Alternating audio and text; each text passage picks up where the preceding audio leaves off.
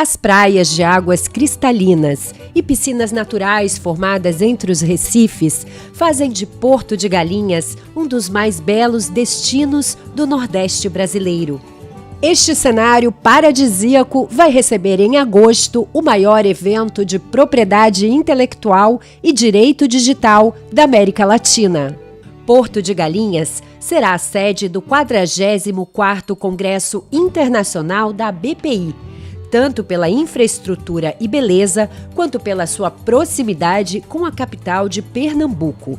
Está a 30 minutos de Recife e do Aeroporto Internacional dos Guararapes.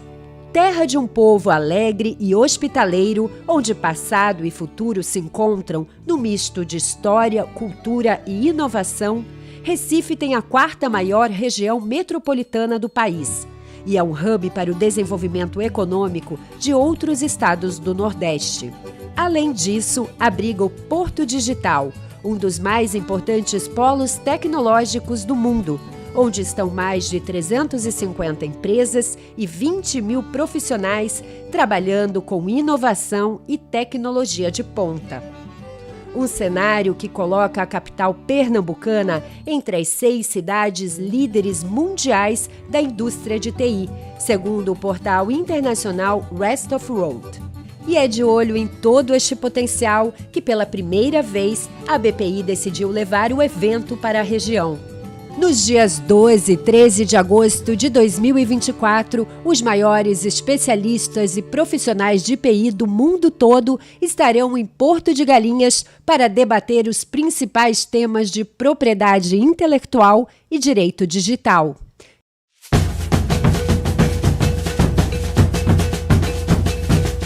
E também, é claro, para muito networking. Não perca a chance de fazer parte desse evento. Junte-se a nós no 44º Congresso Internacional da Propriedade Intelectual da BPI. Estamos ansiosos para te receber lá.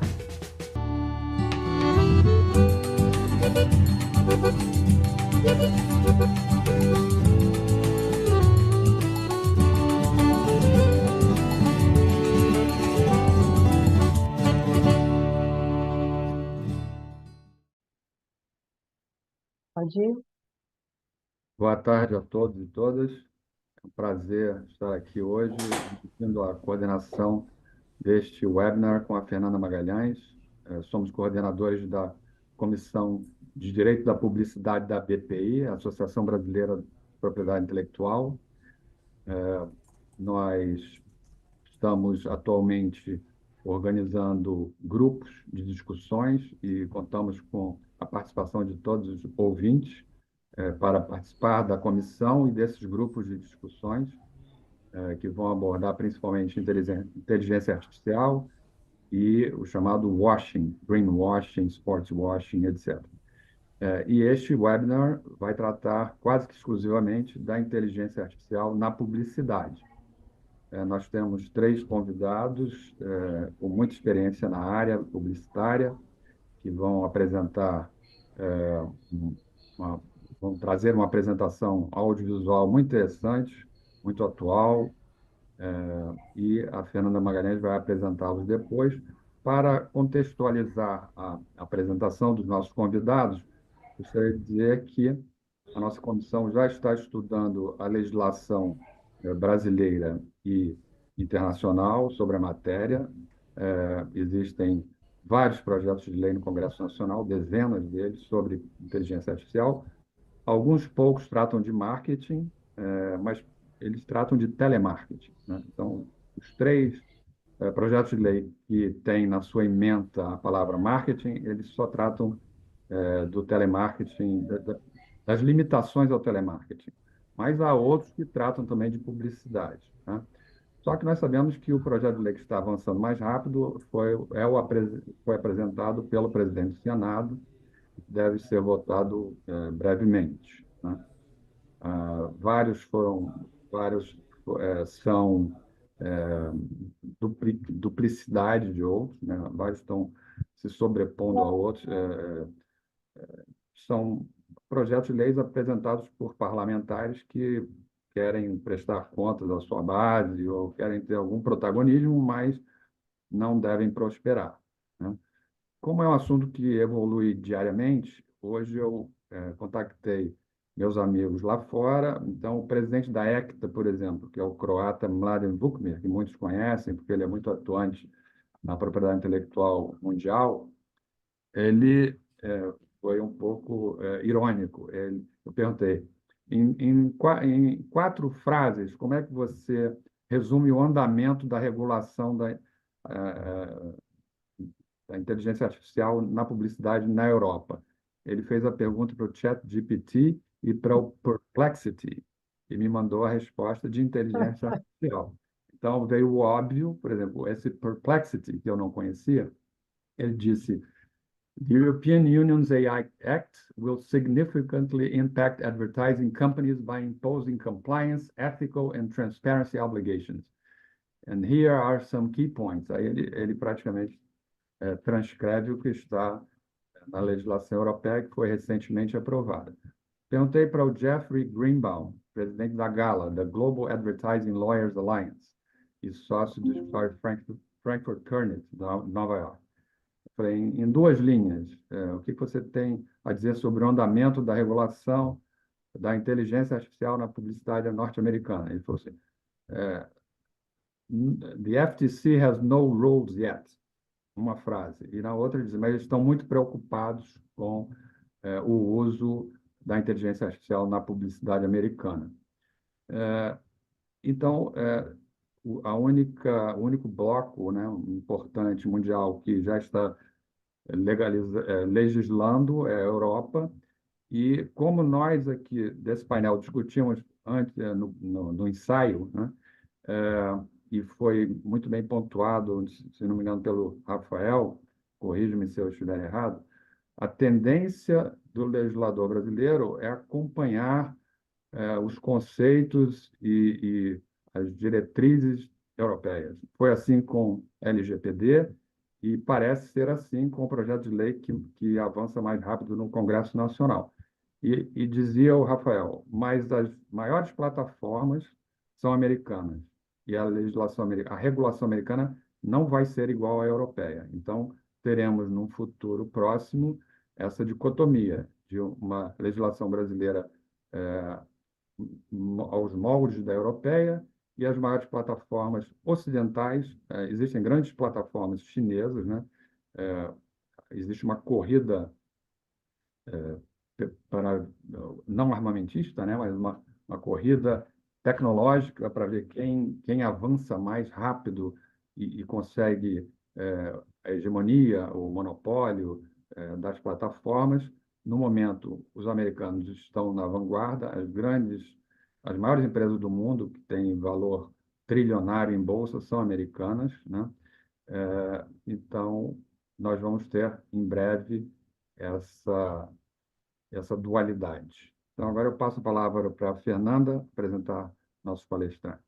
Obrigado. Obrigada, Valdir. Obrigada. Boa tarde a todos e todas. Enorme prazer. Tenho a honra, na verdade, de poder apresentar esses 3 grandes convidados. Confesso aqui já de pronto, ao apresentar primeiramente o Alexandre Kavinsky, que eu precisei arrancar do Alexandre umas 2 versões do CV dele, dizendo para ele que ainda dava para ser mais grandioso na sua apresentação, e ainda assim tenho certeza que o que eu vou apresentar aqui agora é aquém de quem é o Alexandre Kavinsky, do privilégio que a gente tem de te ter aqui conosco, realmente dividindo toda a sua experiência em inteligência artificial.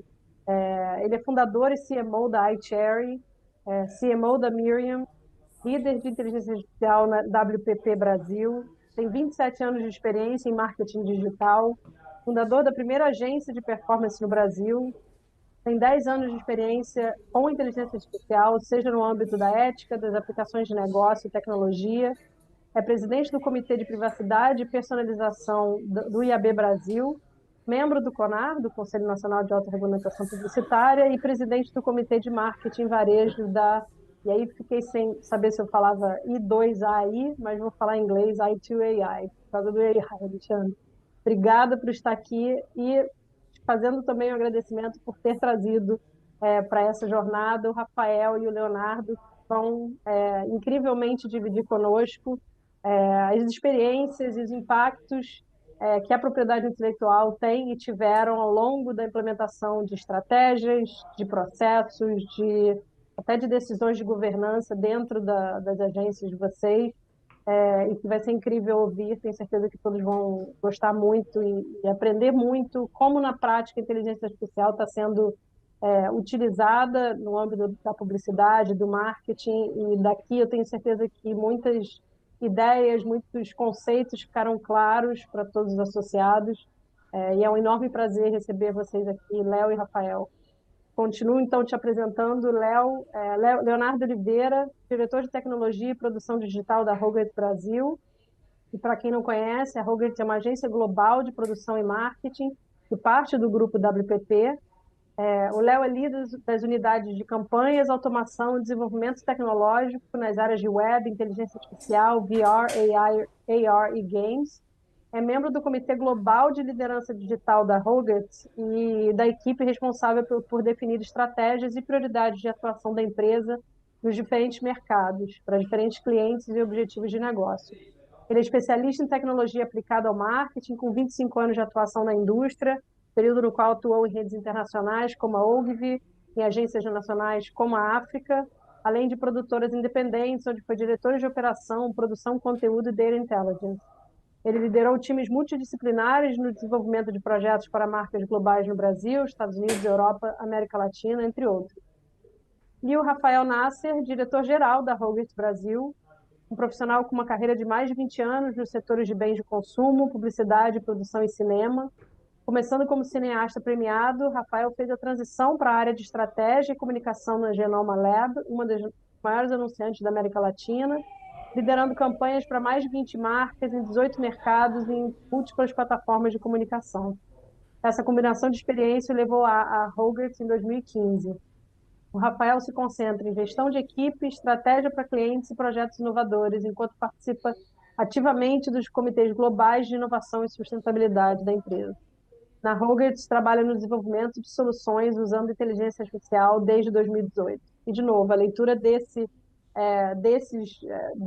CVs aqui, desses resumês, certamente não define a experiência que vocês vão poder dividir conosco hoje. Eu agradeço muito pelo tempo e pela dedicação na preparação dessa apresentação. Passo a primeira palavra para o Alexandre, como a gente tinha combinado. Obrigada demais. Muito obrigado, Fernanda. Obrigado pelas apresentações. Boa tarde a todas e a todos. Obrigado, Valdir e a BPI, pelo convite também. A gente está muito feliz de estar aqui. Tá? Eu fiquei mais feliz ainda que o Léo e o Rafa toparam se juntar a nós. Né? A gente tem um desafio aqui interessante, que é falar de inteligência artificial na publicidade. Né? Existem coisas que vêm acontecendo há muito tempo, né? Mas a gente sabe que a inteligência artificial generativa é muito mais recente, então a gente ainda está lidando com coisas muito novas, né? Embora eu tenha um conhecimento, um escopo bastante amplo, né, da inteligência artificial na publicidade, né, o Rafa e o Léo, eles vão conseguir trazer para a gente coisas muito atuais, né, e aí desafios que a gente tem no nosso dia a dia, alguns deles com soluções algumas vezes bastante modernas, vocês vão poder ver, e também algumas que são dores, né, e que a gente ainda procura, né, ainda está buscando como nos adaptar, tá? E aqui nesse caso, né, a Hogarth é uma produtora, né, e mais do que isso até, depois eles podem falar um pouquinho mais, acho que a gente vai ver durante a apresentação, mas que também trabalha com grandes marcas globais, então a gente pode ter um escopo aqui, um panorama, né, do que acontece não só no Brasil, como também em outros países do mundo. Tá? Vou deixar, acho que o Léo vai dar sequência aí para a nossa apresentação. Aproveitem. Tá? A gente espera ter um pouquinho de tempo no final para tirar dúvidas, mas se não tiver e alguém quiser entrar em contato, quiser tirar alguma dúvida, podem procurar a BPI ou a Fernanda, ou nós diretamente, né, se acharem nosso contato, tá? Porque a gente vai ficar muito feliz de compartilhar mais conhecimentos ou tirar dúvidas depois. Obrigado. Obrigado, Kavinsky, pela apresentação, introdução, Valdir e Fernanda pelo convite, pela apresentação. e a todo mundo que pôde se unir aqui a gente, se juntar nessa tarde para assistir um pouco do que a gente vai compartilhar com vocês, tá? Eu vou começar então direto aqui na apresentação, e essa apresentação ela tem bom, aqui as apresentações a gente já passamos por aqui. Ela está dividida em 4 momentos que eu vou tentar encadeá-los para que faça sentido no final, no momento que a gente vive hoje, como está sendo, como são os desafios do dia a dia das empresas de publicidade, dos anunciantes e de todo mundo que está envolvido nessa indústria, tá? O primeiro são Léo, 2 passinhos. desculpa te interromper, eu acho que você não está compartilhando, talvez naquela hora Não que estou. entrou Vou o vídeo compartilhar da agora, um BPI, minuto. por favor, tá ótimo. Acho que quando entrou o vídeo, né? Entrou o vídeo, saiu. Ah, então foi isso. Aí. Agora estou? Sim, sucesso. Sim. Perfeito. Desculpa, gente, é que eu estava e caiu e agora está tudo certo. O que eu estava dizendo? Primeiro, esses 4 blocos que a gente vai encadear aqui para trazer a realidade de hoje, de 2024, ele começa dando 2 passos para trás. Ele começa tentando a gente entrar num campo comum de entendimento sobre as múltiplas inteligências artificiais, quais as premissas, as definições, as variações dela, porque é importante dar esse passo, e eu sei que aqui provavelmente tem muita gente que estuda e entende, então eu peço desculpa se eu for até um pouco redundante em algo aqui, mas são 2 slides só para a gente chegar, aterrissar todo mundo juntos na mesma página e, a partir daí, começar a falar do impacto atual na publicidade e como a Hogarth, como a WPP está enfrentando e solucionando esses desafios, tá? Então, o primeiro aqui são os conceitos sobre a inteligência artificial. E quando a gente começa a falar sobre inteligência artificial, a gente volta lá para o pós-guerra, né? Para o pós-Segunda Guerra. E até durante a Segunda Guerra, algumas iniciativas de laboratórios de tecnologia e algumas iniciativas de usar computação para mensagens, enfim, encriptação, encrypting de mensagens e tudo mais. Isso foi desenvolvido durante um período dos anos 50 no pós-guerra, entrou num longo inverno, que a gente chama, por falta de tecnologia capaz de processar a próxima fase.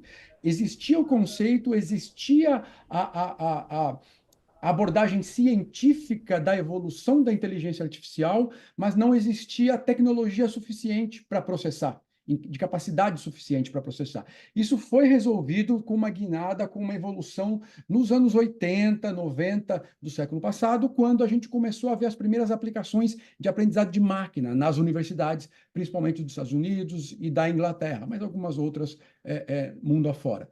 Então, ali, toda aquele planejamento e aquela estrutura que foi pensada para que a inteligência artificial aprendesse com o conhecimento humano e reproduzisse e produzisse novo conhecimento, passou a ser testada de maneira prática e empírica. Isso foi correndo através dos anos 90 e 2000, até que em 2010, graças ao investimento das Big Techs, graças ao investimento das principais universidades de tecnologias, centros de tecnologia do mundo, a gente chegou com a capacidade de hardware, de processamento para o aprendizado profundo, que a gente chama do deep learning, né? E os algoritmos, as redes neurais, que ali realmente passavam por uma etapa de simulação, não de copiar o conceito ou a produção humana, mas de simular as redes mesmo, a própria produção de conteúdo. Até que a gente chegou no momento onde a gente vive hoje, 2022, finalzinho do ano, começo de 2023, com o lançamento do ChatGPT, né? Já vinham sendo feitos alguns testes antes, mas oficialmente dia 30 de novembro de 2022, com o lançamento do ChatGPT e todo esse barulho, esse boom que a gente está assistindo hoje no mundo todo, tá? E falando de inteligência artificial generativa, que é o que nos traz aqui, principalmente hoje, mas como o Kavinsky lembrou, existem múltiplas inteligências artificiais, a gente vai mostrar algumas para vocês aqui, que a própria Hogarth desenvolveu. Falando especificamente de generativa, que é o que mais se comenta hoje, é importante entender como ela está estruturada. E ela está estruturada em 2 camadas, uma camada de infraestrutura e uma camada de aplicações. O que circula, o que abraça a camada de infraestrutura? Todo o desenvolvimento dos modelos e dos algoritmos e das grandes data centers e processamento de dados e algoritmos de inteligência artificial. Esse é um jogo dos que a gente chama as Big Techs, as grandes companhias do mundo, as companhias de bilhões, e hoje a Apple foi avaliada em $1 trilhão. É esse jogo que a gente fala. Então, a gente está falando dos modelos da OpenAI, que a Microsoft é investidora, da Amazon, da Apple, do Google, todos, a NVIDIA, que é uma empresa que nasceu lá atrás como fabricante de placas de videogame, e hoje fabrica os processadores que possibilitam a inteligência artificial existir. Ela também está avaliada em bilhões e bilhões de dólares. Esse jogo, essa camada de infraestrutura, ela é para poucos, ela é uma caixa preta em vários momentos, só que é ela que fundamenta a inteligência artificial no mundo todo. E assim como o Valdir lembrou no começo, a China também está desenvolvendo os seus modelos e as suas empresas, só que nós aqui não temos tanta visibilidade. Na camada de aplicação, que é aí onde a gente joga, as empresas de comunicação, de publicidade, de conteúdo, de marketing, de tudo, é nessa camada que a gente joga. A gente utiliza os motores de inteligência artificial, os modelos de inteligência artificial e os algoritmos para criar aplicações para os nossos clientes, para os projetos que a gente faz. E aí a gente tem aplicações de áudio, de texto, de vídeo, de música, de arte, de todas as possibilidades que se abrem para a gente que trabalha em marketing, e é muito relacionado com a indústria cultural. Mas isso vai também para a medicina, isso vai para a engenharia, isso vai para vários outros campos do conhecimento, inclusive direito, que está aqui. A gente começa a ter essa camada de aplicações e as startups e as empresas investindo e criando as suas aplicações, tá? Então, quando a gente está falando de tudo que a gente vai trazer para vocês aqui na publicidade e na WPP, no que a gente desenvolve, a gente está falando muito dessa camada da aplicação, tá? Que a gente desenvolve para os nossos clientes. Bom, é isso, gente. Esses são os conceitos básicos, é isso que eu queria, esses pilares que eu queria compartilhar com vocês, para a partir daqui a gente tentar fazer um paralelo com a realidade hoje do uso massivo de dados da internet aí, de 30 anos de internet comercial, mas até antes disso, dos bancos de dados das empresas, das universidades, que estão sendo utilizados para treinar os modelos de inteligência artificial e qual a relação com a propriedade intelectual, tá?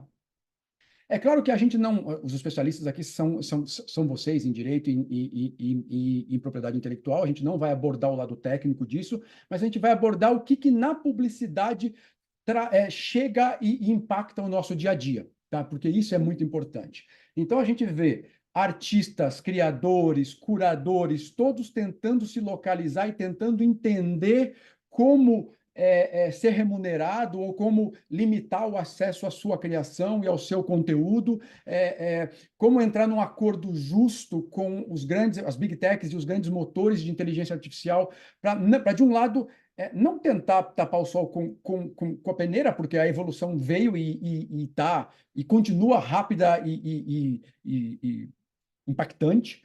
Por outro lado, que exista um certo acordo e existam certas bases de um acordo comum que permitam a todos que se beneficiem da evolução tecnológica, né? Então, a gente vê muito sobre, nos Estados Unidos, no Brasil, na Europa, já foi falado aqui sobre a tendência do Brasil, né, de se alinhar com o conceito e abordagem europeia, né, sobre a regulação de inteligência artificial e de propriedade intelectual. Contudo, os maiores motores, pelo menos das Big Techs ocidentais, estão nos Estados Unidos e a legislação ali é outra. É um desafio constante que a gente está vivendo isso no nosso dia a dia também, tá?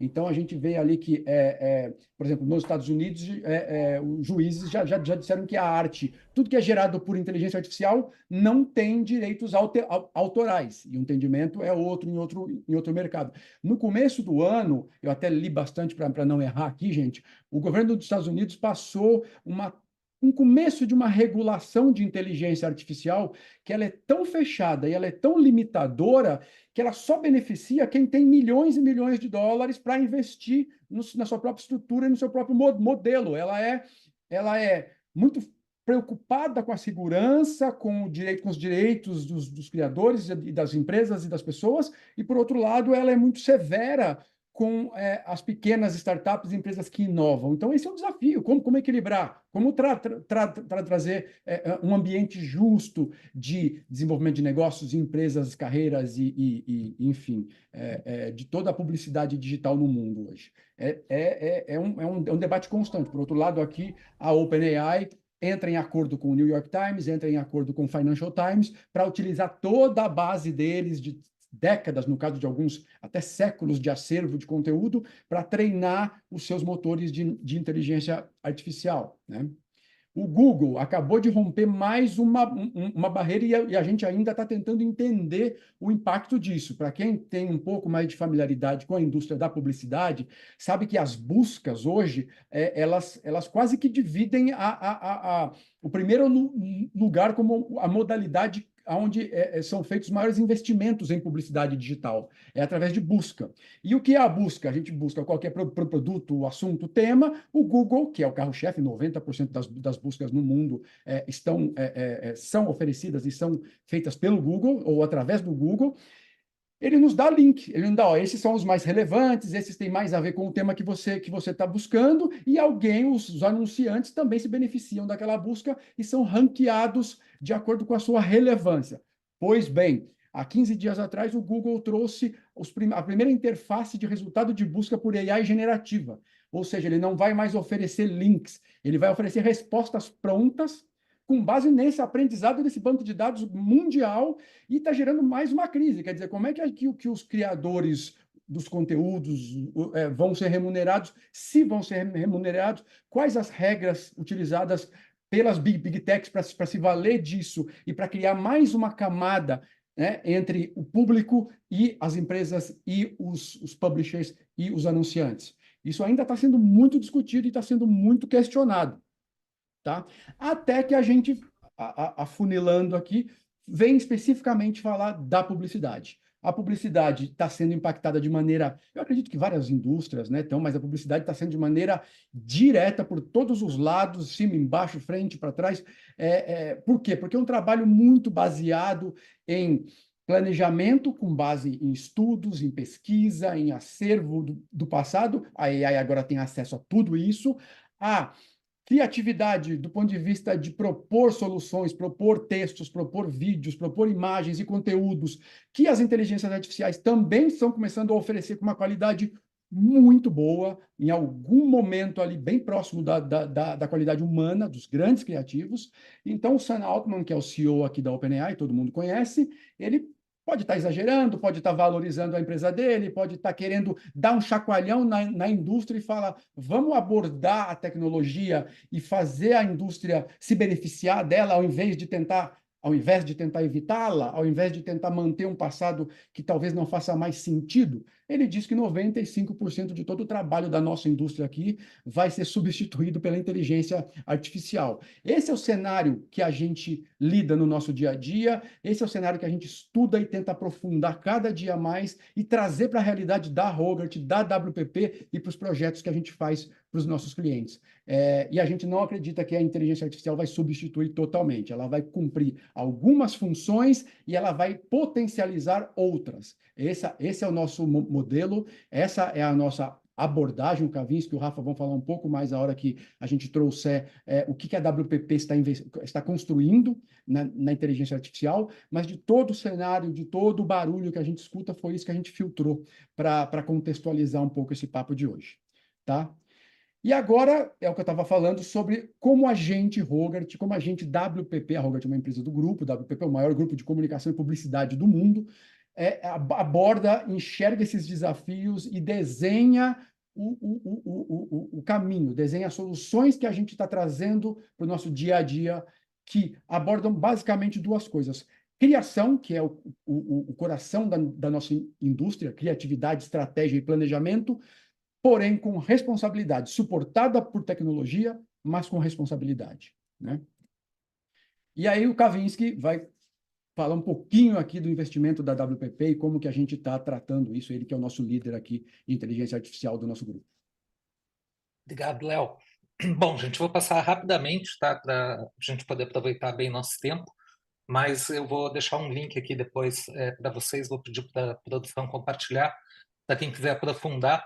Tá, tem toda uma apresentação aberta, tá, da WPP falando um pouquinho melhor sobre nossas apostas com inteligência artificial, tá, que não tão pequenas, né? Então vocês podem ver aí, a partir desse ano, a WPP anunciou um investimento anual de 250 milhões de libras em inteligência artificial exclusivamente, tá? Isso dá hoje 1,7 bilhões de reais, o que é uma coisa sem precedentes na nossa indústria, sem precedentes na própria WPP, né, com parceria aí com os suspeitos usuais, né, como NVIDIA, IBM, Amazon, Adobe, Microsoft, Google e assim por diante. Tá? E aí uma aposta muito grande também em tecnologia e dados. Tá? A Satalia, que vocês veem aí, é uma empresa que nós adquirimos em 2020, uma empresa especializada em desenvolvimento de inteligência artificial. Tá? Ela faz parte desse projeto que eu vou apresentar rapidamente para vocês. Tá? E acho que podemos seguir lá. E aí, para isso, a gente está criando uma plataforma única, onde todos os nossos mais de 110 mil pessoas, aí, colaboradoras do grupo da PP, têm acesso a essa plataforma. Tá? E essa plataforma permite que a gente faça tudo do início ao fim dentro da jornada da publicidade. Né? Começando ali na caixinha que vocês veem à esquerda, na parte de ideação, que é o nosso Creative Studio. Né? Então, todas as ferramentas para fazer toda a ideação, conversar com o brief do cliente e assim por diante, passando pela produção, que é uma parte muito forte aí da Hogarth, que a gente vai conseguir ver mais no detalhe, tá? E aí indo para a compra de mídia, como é que a gente se relaciona com o e-commerce, PR e assim por diante, e conectando as plataformas third party também. Então, por exemplo, né, soluções da NVIDIA conectadas a esse ambiente, que é praticamente um sistema operacional de ponta a ponta da publicidade, carregando dados e tecnologia juntos. Pode passar. Aqui é só uma visão um pouco mais clara do que a gente tem dentro do nossa área de ideação. Né? Então, a gente tem todos os nossos profissionais têm acesso aos principais modelos, aí já com toda a segurança. Então, a gente pode usar, por exemplo, dados sensíveis ou dados de clientes ali dentro, que estão todos protegidos, né? Já com todos os contratos certinhos, e as versões aí mais avançadas de cada um desses modelos, como, por exemplo, Gemini Pro 1.5 do Google, né, o OpenAI, o GPT-4 32K e assim por diante, também com ferramentas aí de imagem. Já temos aqui, diz Coming Soon, mas já temos também para geração de voz com Eleven Labs, né, e aqui todos os profissionais, mais de 110 mil pessoas já conectadas, podendo utilizar todas essas soluções num ambiente seguro, né, do próprio grupo. E, debaixo disso, para alimentar isso, a gente tem toda uma camada de dados. Né? Estava conversando com a Fernanda antes, com o Valdir e com o pessoal aqui do nosso painel, que existem dois diferenciais importantes dentro da inteligência artificial, que serve para tudo, não é só para publicidade. Né? O primeiro imagine o seguinte, né? Todos esses modelos aí, todas essas ferramentas que a gente tem visto, essa infraestrutura que o Léo mostrou antes, né? Qualquer um pode ter acesso. Né? Qualquer um pode ter acesso às soluções do Google, da OpenAI ou da Microsoft, por exemplo, ou da NVIDIA, seja o que for, né? E utilizar essas soluções. Onde está o diferencial? Então, um dos diferenciais está nos dados que só a gente tem. Pode passar o slide, Léo, que eu vou entrar mais um pouquinho no detalhe, que é o que a gente chama aqui de brains. Tá? Então, a gente tem, por exemplo, o Brand Brain, que carrega dentro de uma área de cliente. Então, a gente tem um cliente, por exemplo, Nestlé.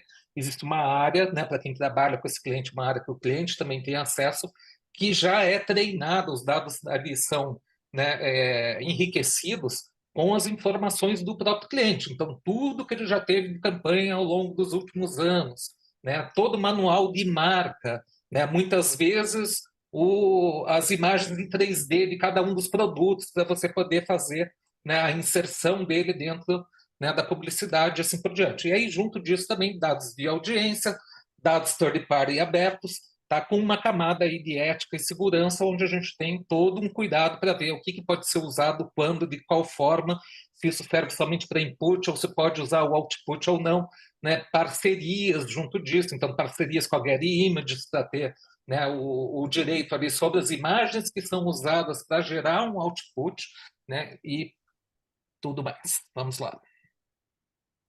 E aqui um pouquinho da nossa governança. Tá? Esses aqui são os princípios que temos hoje.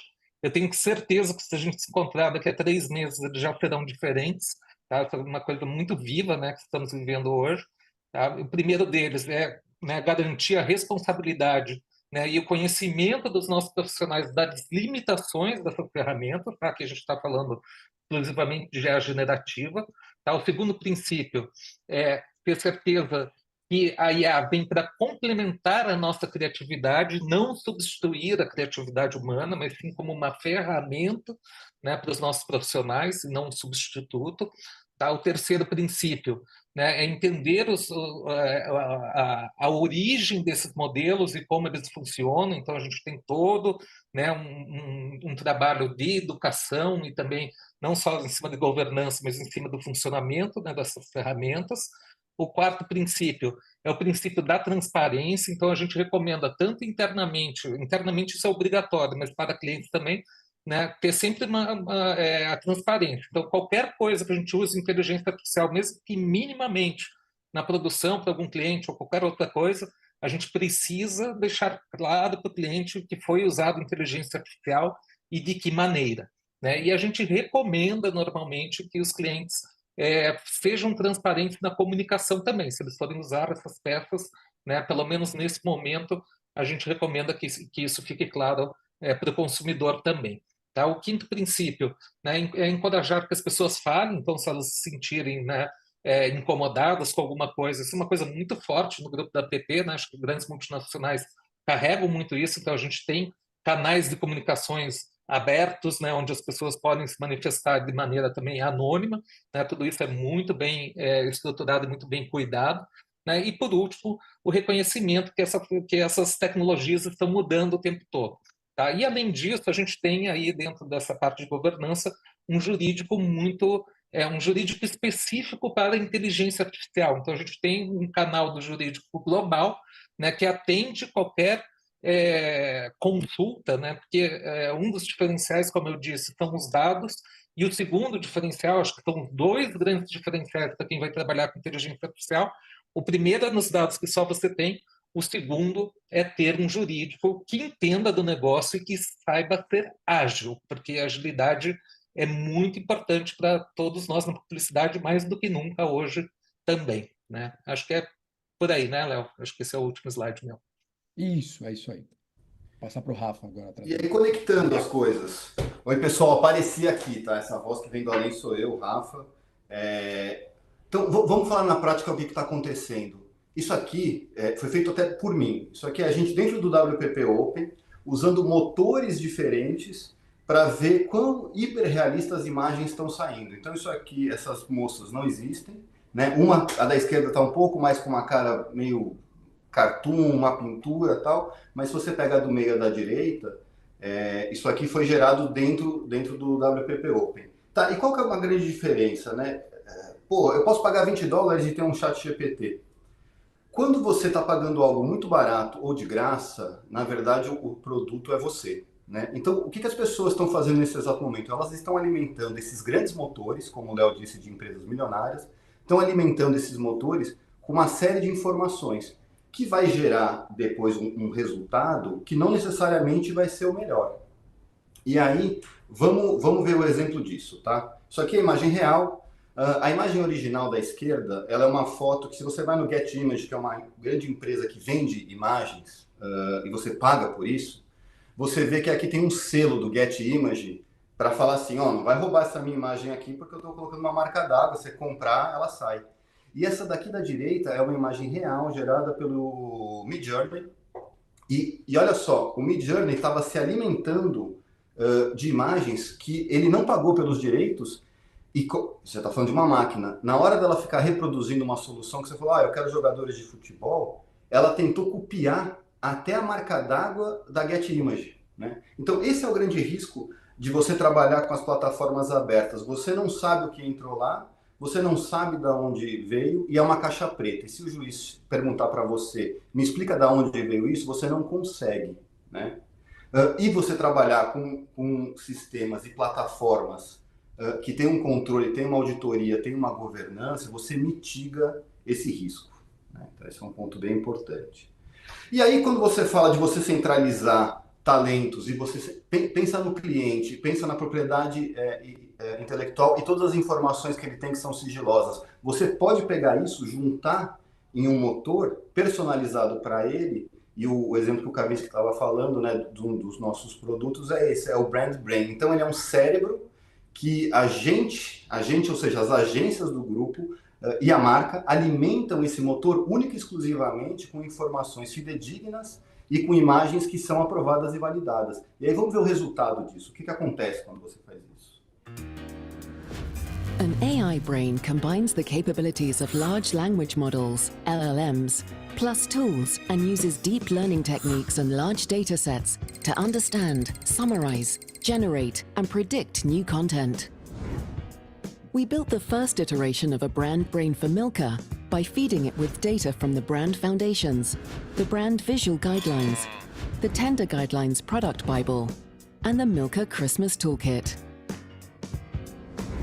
Digesting this information has given the brain an ability to speak on behalf of the brand. So we asked the brain a few questions.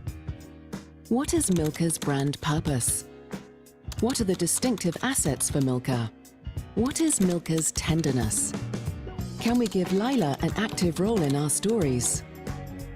In comparison to the generic answers provided by ChatGPT, our brand brain demonstrated its knowledge by being very specific with its responses and helping the user with accurate and actionable information.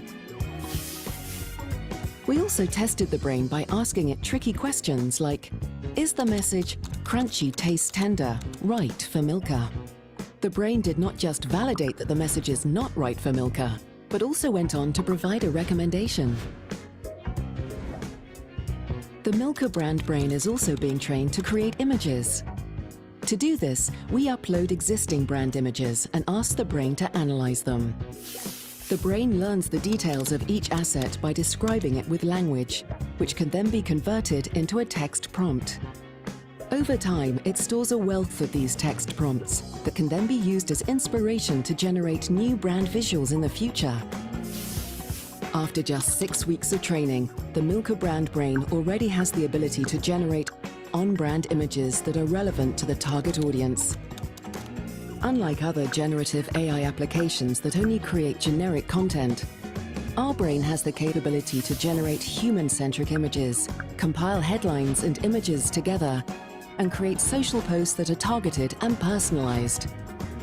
All with full ability for the user to interact with the output and to make changes until the desired result is achieved. The training of the brain is a continuous learning process. As its knowledge base increases, the brain gets more and more capable. Então assim, isso aqui é real, isso já está acontecendo. Esse aqui foi um dos primeiros projetos que a gente começa a fazer. E você vê uma diferença grande ali que você vê que ele mostra humanos e fala, aqui você pode usar esses humanos, né? Tem todo um histórico e uma garantia de que você não vai ter um problema. E aqui são mais exemplos reais do que já está acontecendo. Isso aqui são campanhas que a gente desenvolveu para a Inglaterra, usando inteligência artificial. Aqui também, né, Léo, fazendo animações e texturas. Repara que você não está vendo humanos, porque humanos é a parte mais crítica. Quer falar, Léo? Não, isso, desculpa, é que eu tossi.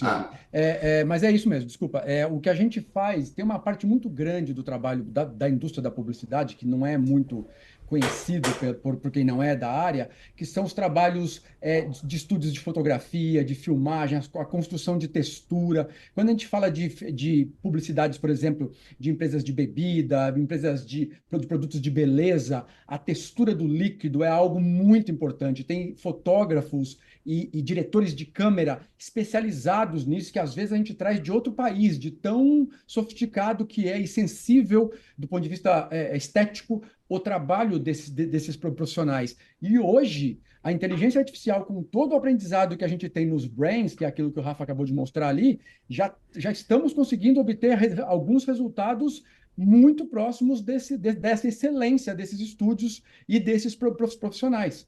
Tá? Aqui tem mais um exemplo. Desculpa, Rafa, era isso que eu ia pontuar. Não, perfeito. E aí a gente vai ver nesse exemplo e no próximo, esse aqui era um vídeo, não é? Isso. Né? Você começa a ver que está chegando numa qualidade aceitável para a publicidade, para os padrões do cliente. E a primeira jornada que a gente fez foi trabalhar sem humanos, né? Sem aparecer seres humanos. E por quê? porque ainda não existe uma legislação clara e também não existia uma segurança clara desses motores, de como estava sendo essa extração dessas imagens e a construção dessas imagens. Para quem viu na TV anteontem e ontem, acabaram de descobrir um motor alemão que estava usando imagens de crianças brasileiras para o processo de aprendizado, né? Então, mexer com seres humanos é um negócio complicado, muito sério e que precisa ter leis claras sobre como esse papel está sendo feito. Então, voltando para a publicidade, a gente começa fazendo tudo sem humanos. O que dá para fazer sem humanos? Né? Exato. E aqui é um exemplo prático do que a gente já tá fazendo, já faz na nossa plataforma de inteligência artificial do grupo. É uma combinação do trabalho da inteligência artificial e dos seres humanos, mas a gente consegue, através de prompts ali, inputs na ferramenta de inteligência artificial, de instruções, criar uma ambientação, uma mesa com uma parede, estilo tijolinho branco, com reflexo de luz. Vamos inserir um produto ali, vamos inserir elementos de decoração, vamos colocar algum alimento, alguma fruta, algum vegetal, alguma coisa que complemente a cena, e aí a gente tem no final desse processo que antes necessitaria obrigatoriamente de um estúdio, de uma diária, de um estúdio de múltiplos profissionais, de equipamento e tudo mais, e encareceria por si só, por toda a estrutura que é necessária para viabilizar uma foto, uma produção como essa. Hoje já é possível desenvolver através de motores de inteligência artificial, principalmente esses que a gente tem habilitado dentro do WPP Open. Ah, mas aí, Léo, então os fotógrafos, os estúdios, eles não têm mais o trabalho que eles tinham, eles estão perdendo esse trabalho está se transformando.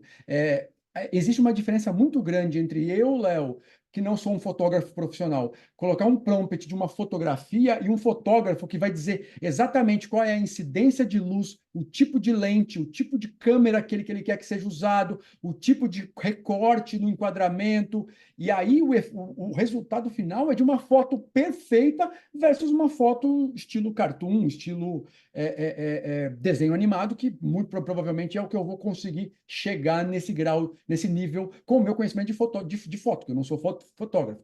Esses profissionais estão vindo trabalhar nas plataformas. Eu advogo muito isso, mas eu acho que é um conceito que já está se espalhando um pouco também. Não fui eu que inventei, mas eu gosto muito.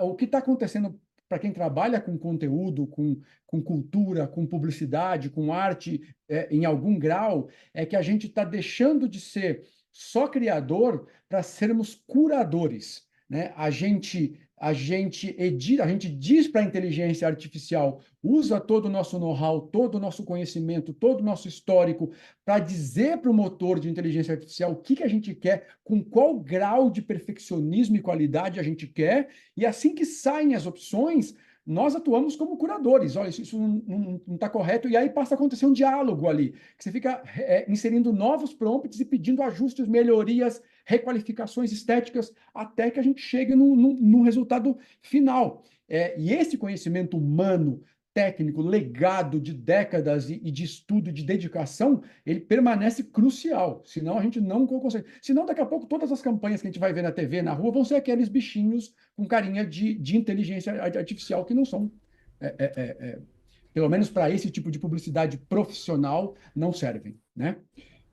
E aqui aqui um exemplo de novo de combinação, o trabalho humano com o trabalho da inteligência artificial.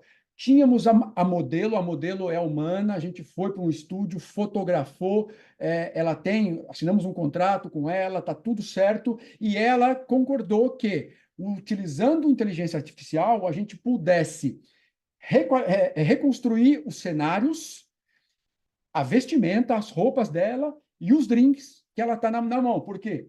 Aqui a gente tem dois exemplos, Los Angeles e Nova York, isso. E qual é o drink Bacardi para cada uma dessas cidades, com o clima dessa cidade, com o mood, com o humor de cada uma dessas cidades.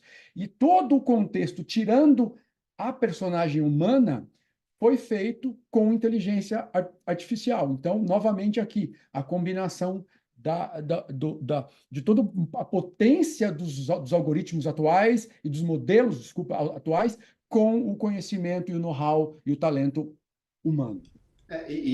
Né, tangibilizando Claro. assim, O que já mudou no modelo de personalização? Então, a modelo é real, mas a gente começa a alterar ela com inteligência artificial e replicar a imagem dela de outras formas. O contrato já é diferente. E aí é fundamental a camada jurídica para proteger ambas as partes nesse novo modelo de utilização da imagem da pessoa. Pode seguir. Aqui é mais um exemplo, assim, como a inteligência artificial também ela nos ajuda a reutilizar trabalho antigo, que a gente costuma chamar de trabalho legado, em novas campanhas, em novas ações que a gente faz para os nossos clientes e marcas, né? Que é treinar com o aprendizado que tudo que aquela marca já fez, com tudo que aquela marca já produziu no passado e gerar novos assets, que a gente chama novas peças estéticas. Então, aqui na esquerda a gente tem uma fotografia tradicional, uma fotografia de acervo, feita no estúdio por uma equipe, e na direita a versão dela feita por inteligência artificial. Então, esse é o grau de qualidade e de sofisticação que a gente está falando hoje no nosso dia a dia de trabalho, tá?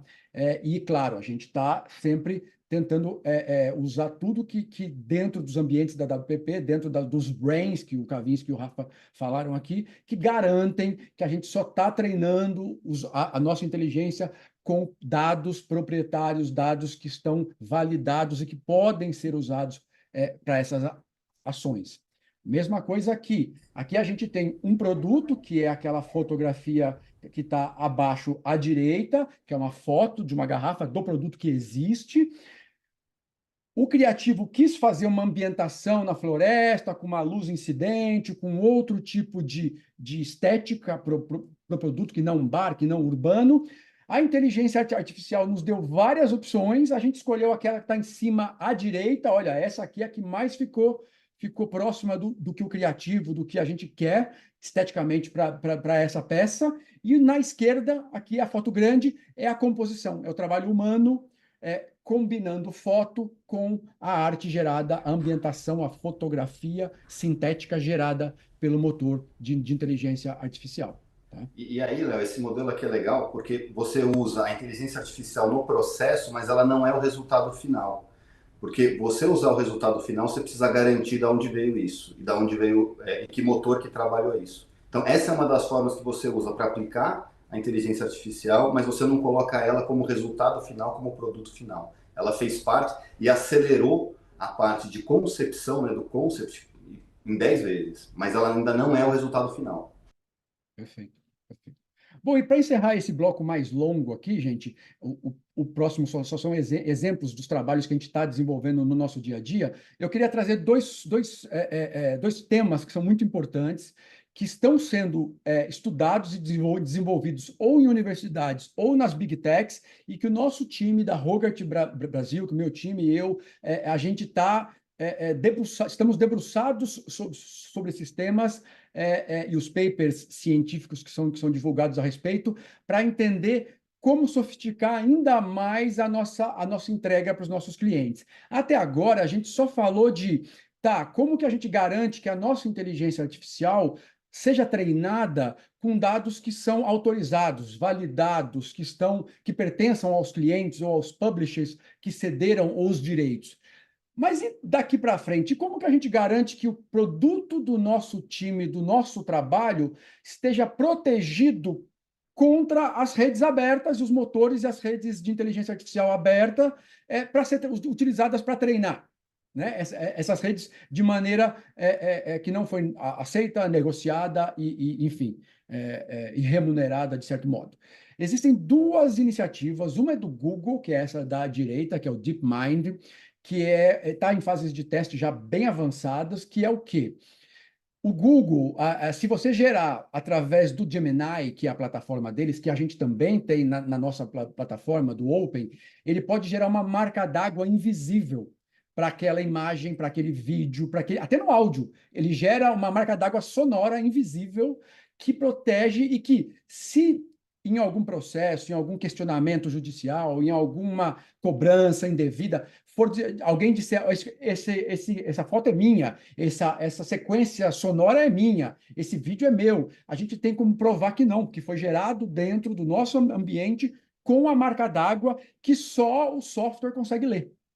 Tá? Então, isso é uma maneira de colocar um carimbinho ali invisível em todos os conteúdos multimídia que a gente gera. E tem um outro que está sendo desenvolvido pela Universidade de Chicago, que é esse da esquerda, que é o Nightshade, que eles falam envenenamento dos conteúdos. Eu gosto mais de vacina, mas enfim. O que significa isso? Tudo que a gente produzir, principalmente de imagens, a gente pode passar. O Nightshade é um software, tá?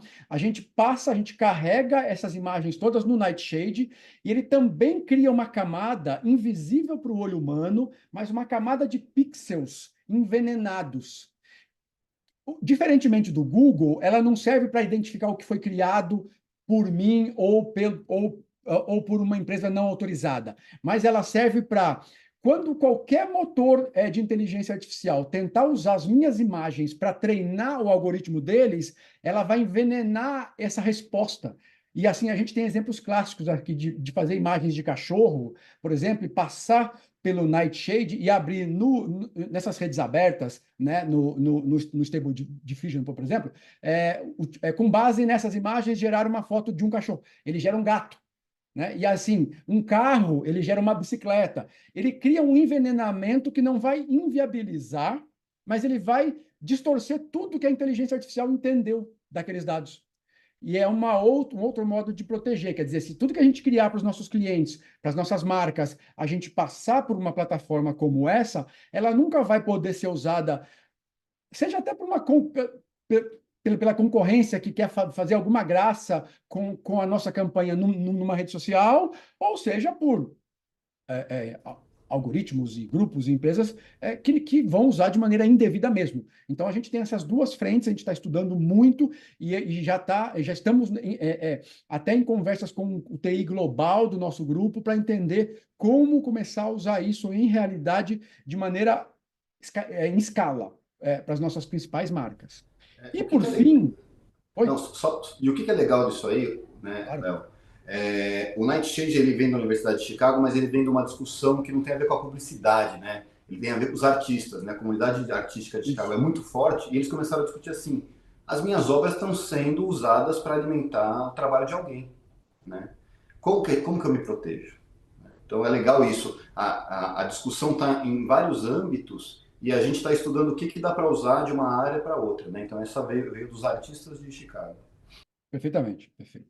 E por fim, que na verdade, por fim, mas é o começo, porque quando a gente fala de inteligência artificial, é importantíssimo lembrar que a gente está falando pura e simplesmente de modelos, algoritmos que são treinados com base em dados.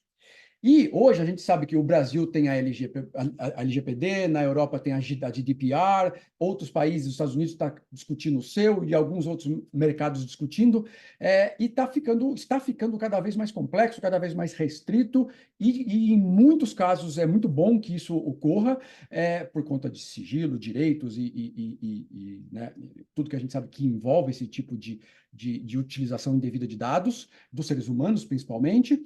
Só que já existem modelos de inteligência artificial que são construídos especificamente para aprender com uma base de dados real e amplificar de maneira sintética essa base de dados. O que eu quero dizer com isso? Um exemplo prático. Nestlé é nossa cliente, tá? A gente tem ali os sites dos produtos de Nestlé, tem ali um banco de dados, né, dos clientes cadastrados. Tem 5.000 nomes.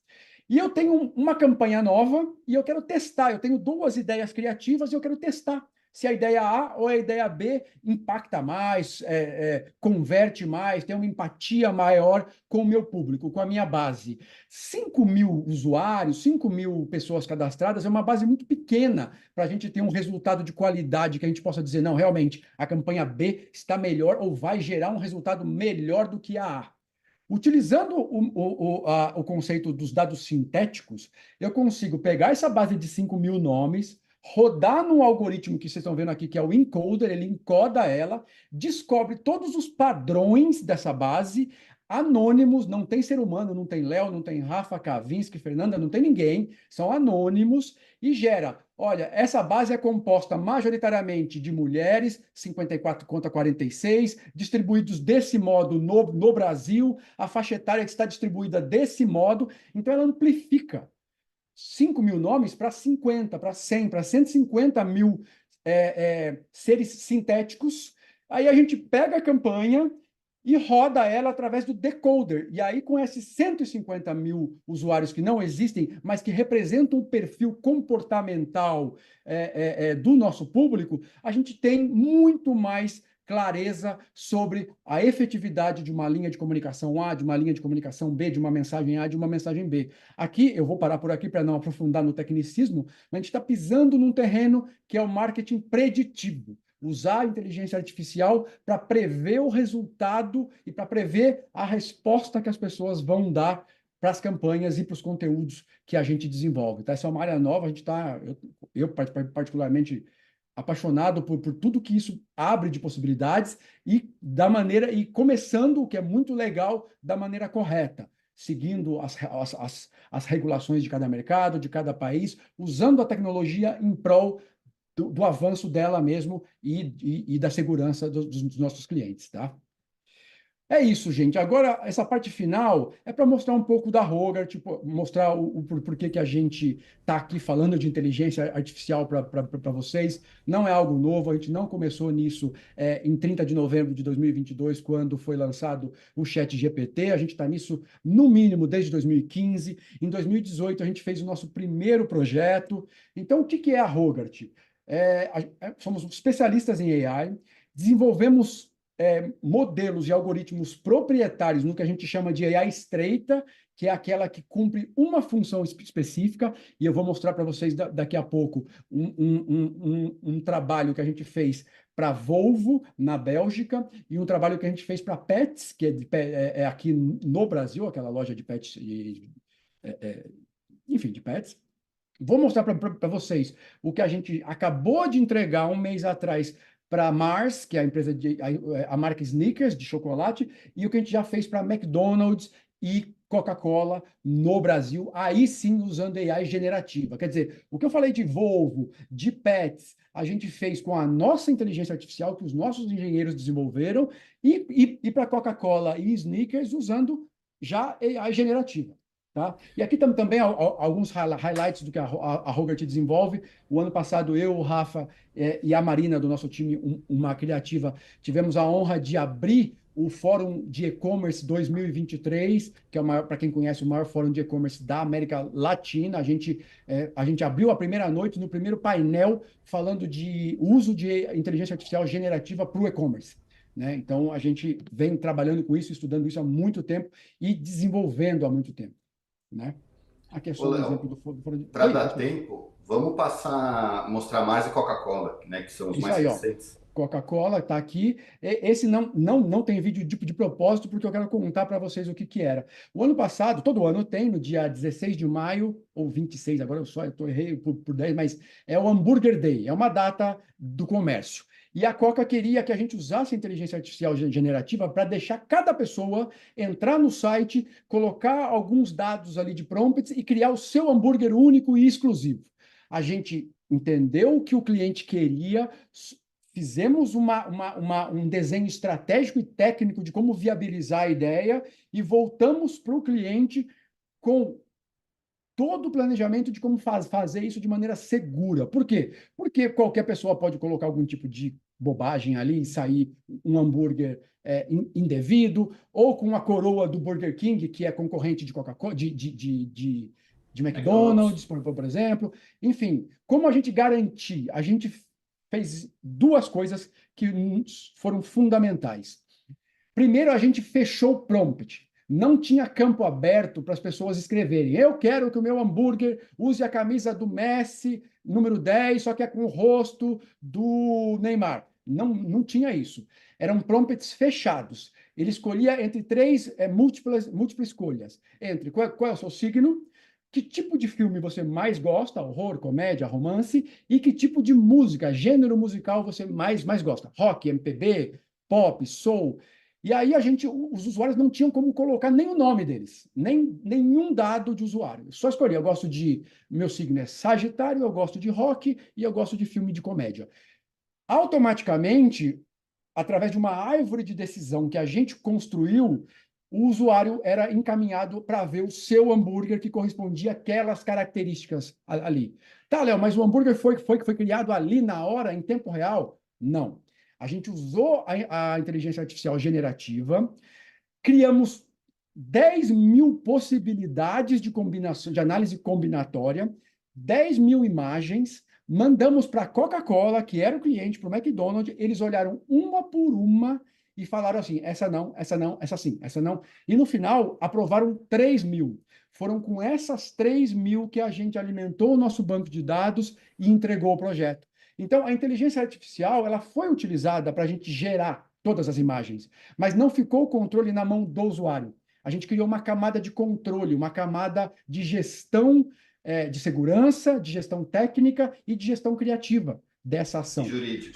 E jurídica. E o usuário não sabia, ele não percebia isso, porque para ele era colocando ali, eu tinha uma análise combinatória que me dava uma imagem de um hambúrguer que eu posso mandar para o Facebook, para o Instagram, para o WhatsApp e para onde eu quiser compartilhar, junto com um cupomzinho QR Code de desconto para o McDonald's.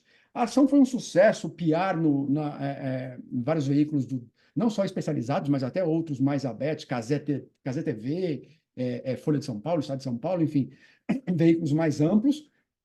E uma coisa que eu sempre digo quando eu termino de contar essa história é a importância do entendimento, da combinação do entendimento da tecnologia, que é a minha especialidade, com o jurídico, que não é a minha especialidade. Esse projeto, ele levou 3 meses para ficar pronto.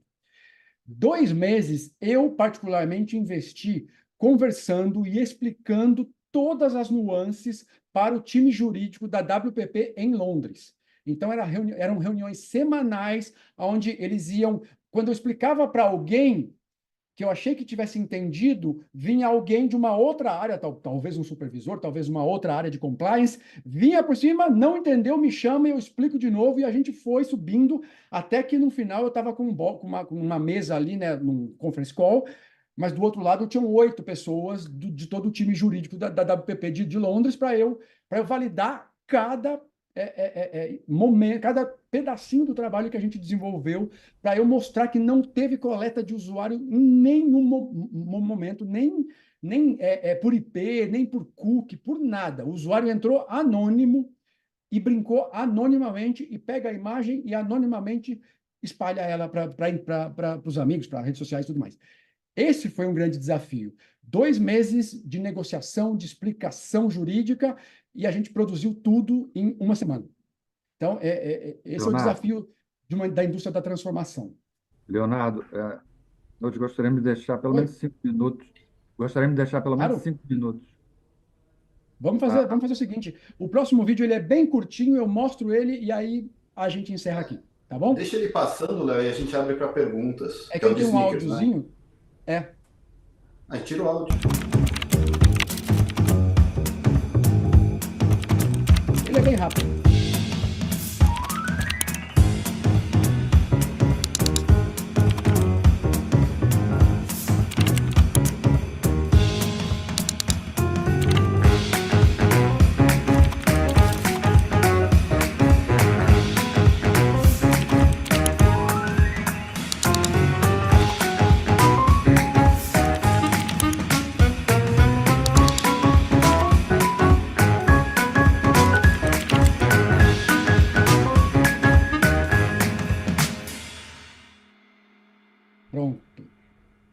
Esses foram os nossos 2 últimos projetos, os 2 já com inteligência artificial generativa.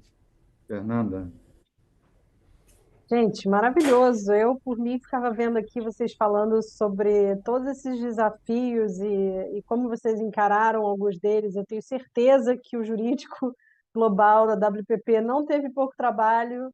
Primeiro porque permitir, né, estruturar de uma forma a linha de atuação de vocês, de forma que vocês pudessem chegar onde estão agora. Tenho certeza que foi um trabalho gigantesco. Tenho certeza que outras agências estão passando por exercícios parecidos, a indústria como um todo está passando por esse exercício, os próprios anunciantes, nós na BPI temos muitos associados que são anunciantes, então tenho certeza que essa realidade fala muito próxima a realidade desses anunciantes. Fiquei com algumas pontos que eu acho que vou ter que pincelar aqui em função do tempo, eu acho que vou escolher aqui uma pergunta. Léo, você falou muito da questão da marca d'água ou daquele contaminador ali.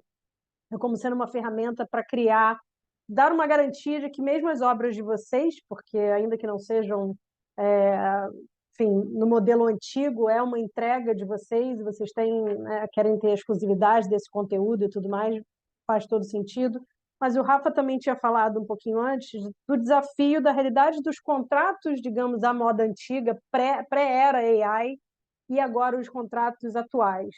E aí vocês comentaram que vocês tentam sempre dar muita segurança para o cliente com relação ao uso da base de dados, dos dados que estão sendo usados para a geração do novo output. E aí me veio o seguinte questionamento.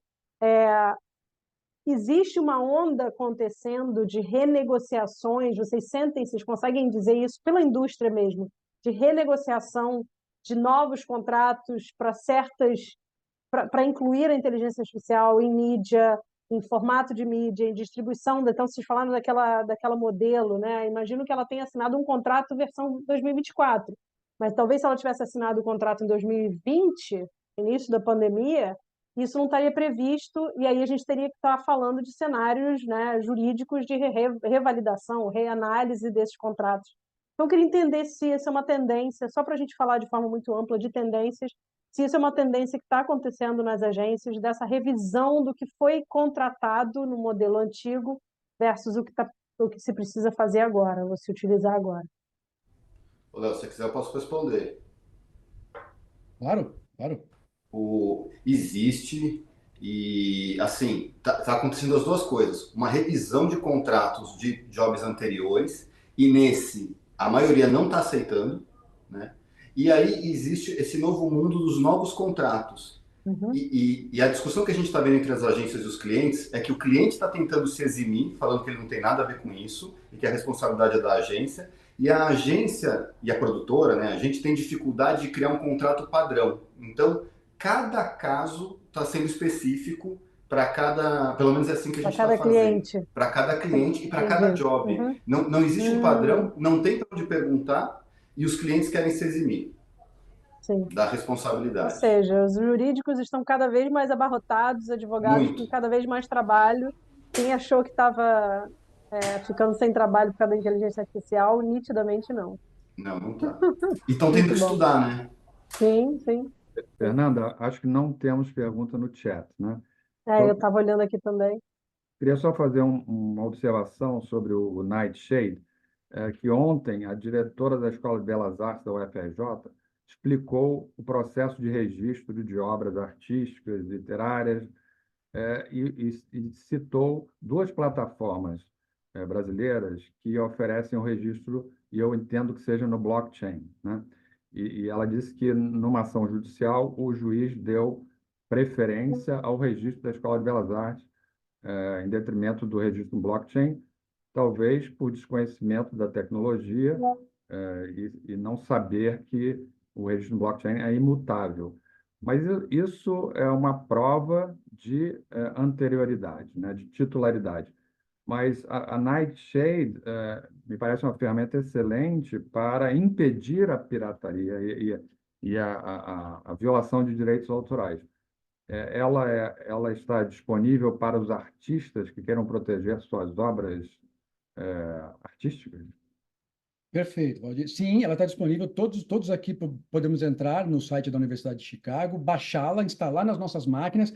Tem um pequeno conhecimento técnico necessário ali para validar algumas autorizações do computador, mas acho que eles explicam até ali. Está instalada na máquina, qualquer pessoa, qualquer um de nós aqui, qualquer pessoa pode começar a usar e fazer os testes, tá?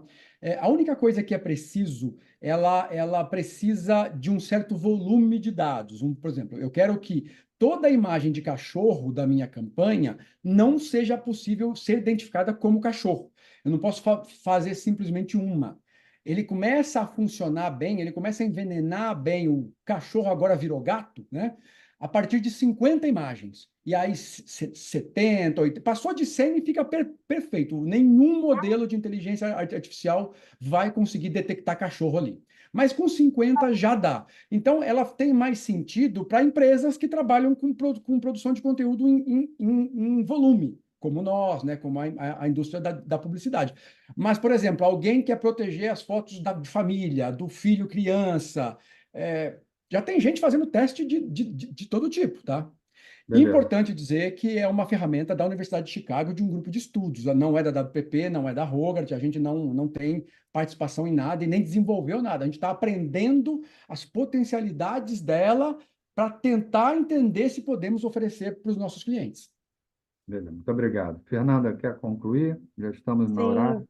Sim, bem na marca aqui do nosso combinado. Queria agradecer demais, Alexandre, Léo, Rafa, por essa aula mesmo sobre a aplicação prática da inteligência artificial. Acho que todos nós, como advogados da área, conseguimos, eu pelo menos penso assim, que a gente consegue assistir a apresentação de vocês e como a AI está sendo implementada e identificar 550 problemas e desafios e necessidades de ajustes, seja, enfim, no caso específico, seja na indústria como um todo. Então, para mim foi muito rico assistir a esse conteúdo, entender como essa aplicação está sendo feita, e acho que as nossas lentes treinadas como bons profissionais dessa área ficaram aqui em alerta sobre tudo que está acontecendo na indústria.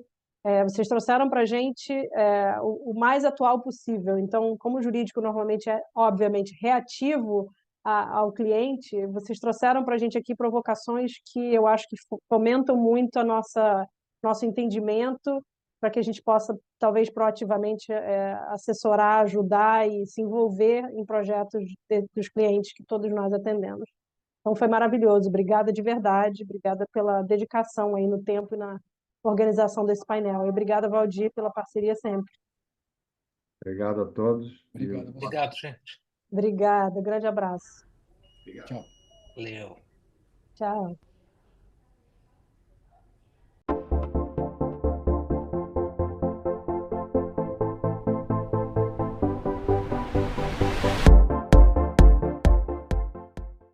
As praias de águas cristalinas e piscinas naturais formadas entre os recifes fazem de Porto de Galinhas um dos mais belos destinos do Nordeste brasileiro. Este cenário paradisíaco vai receber em agosto o maior evento de propriedade intelectual e direito digital da América Latina. Porto de Galinhas será a sede do 44º Congresso Internacional da BPI, tanto pela infraestrutura e beleza, quanto pela sua proximidade com a capital de Pernambuco. Está a 30 minutos de Recife e do Aeroporto Internacional dos Guararapes. Terra de um povo alegre e hospitaleiro, onde passado e futuro se encontram no misto de história, cultura e inovação, Recife tem a 4ª maior região metropolitana do país e é um hub para o desenvolvimento econômico de outros estados do Nordeste. Além disso, abriga o Porto Digital, um dos mais importantes polos tecnológicos do mundo, onde estão mais de 350 empresas e 20 mil profissionais trabalhando com inovação e tecnologia de ponta. Um cenário que coloca a capital pernambucana entre as 6 cidades líderes mundiais da indústria de TI, segundo o portal internacional Rest of World. E é de olho em todo este potencial que, pela primeira vez, a BPI decidiu levar o evento para a região. Nos dias 12 e 13 de agosto de 2024, os maiores especialistas e profissionais de TI do mundo todo estarão em Porto de Galinhas para debater os principais temas de propriedade intelectual e direito digital.